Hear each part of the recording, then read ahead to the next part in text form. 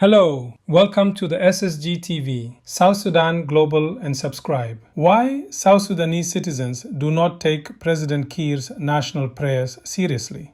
In the national news, President Salva Kiir Mayardit leads the nation in prayer for peace, forgiveness, and reconciliation. In his nation address, President Salva Kiir Mayardit urges the nation to seek divine guidance as the country grapples with the challenges that lie ahead, according to the Office of the President. The Office of the President posted on his Facebook page, where President Kiir stressed that the National Prayer Breakfast was not a political affair, but a religious contemplation on the renewal of our joint expectations of a promising future. On Saturday, President Kiir was addressing the congregation during the National Prayer Breakfast at the Presidency. Kiir called on all the South Sudanese stakeholders, citizens and religious leaders of various faith backgrounds to be resolute in promoting peace and tranquility. President Kiir recalled that South Sudan's journey to independence was achieved through unwavering sacrifice and fervent prayer. He urged the nation to revisit these principles and policies as we strive to overcome the challenges that confront us, the statement reads. The President also appealed to all religious leaders and political leaders to impart guidance and inculcate wisdom in leaders as the country endeavors to cultivate peace and unity. President Kiir has declared that the National Prayer Breakfast will be held annually on December 20th at the State House, J1. South Sudanese have become increasingly despondent, losing confidence in national prayers proposed by President Kiir to the nation. For the duration of Kiir's presidency, the National Prayer Breakfast has taken place, only to be succeeded by a string of disasters, including disunity and a vicious cycle of violence.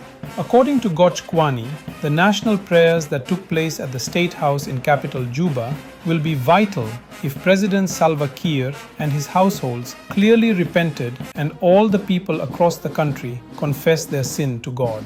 Leading activist Wani Michael downplays the vitality of the National Prayer Breakfast. How different is this National Breakfast prayer when President Kiir is persecuting his political opponent, Dr. Riek Machar? South Sudan needs actions, not hypocrisy and pretense using the name of God, Michael inquired. Mo Dut Makwe wondered, sullying that since Pope Francis kneeled down to kiss President Kiir and Riek Machar's feet in order to bring peace to South Sudanese, peace remains a pipe dream in South Sudan. Today, there's a national prayer breakfast. Will it change the situations we're facing? Makwe asked. Makwe's assertion is reinforced by Tipo Mel. Despite the historic meeting in Rome, where Pope Francis humbly appealed to South Sudan's political leaders to pursue peace, the country has continued to struggle with political instability and unresolved conflict, Mel laments. But some citizens expressed optimism with a national prayer breakfast. I am strongly convinced that this moment carries great national significance. It is not merely a ceremonial day,